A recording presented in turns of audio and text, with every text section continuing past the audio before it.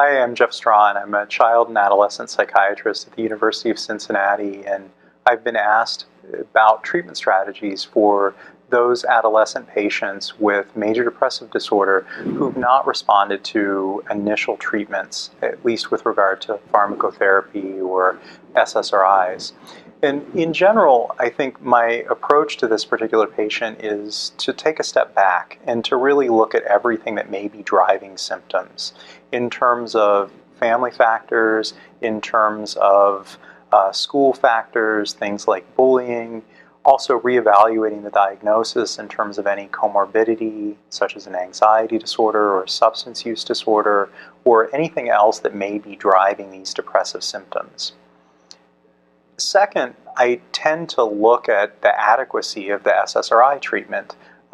Is the dose adequate? Is the duration adequate in terms of the current treatment? Then I might consider switching to another antidepressant, either an SSRI or bupropion, of course in the absence of an anxiety disorder. The other thing that I think is very important and is often overlooked is what's going on with regard to the psychotherapeutic treatment of the patient. And here I think it's very important for us as psychiatrists to look at the individual psychotherapy.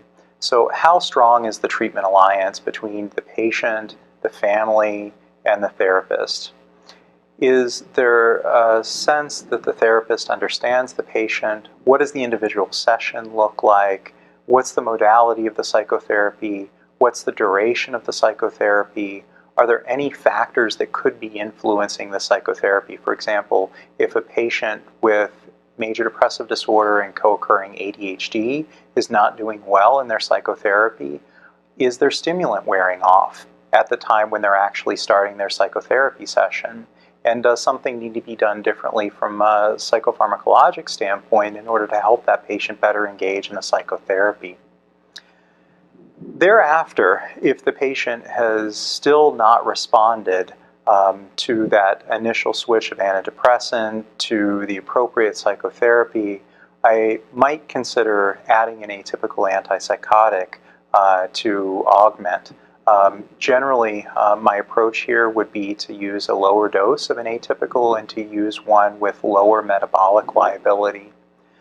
Also, I think there's some evidence that suggests that the addition of omega-3 fatty acids may also help some patients with treatment-resistant major depressive disorder, although I think clearly more studies are needed here.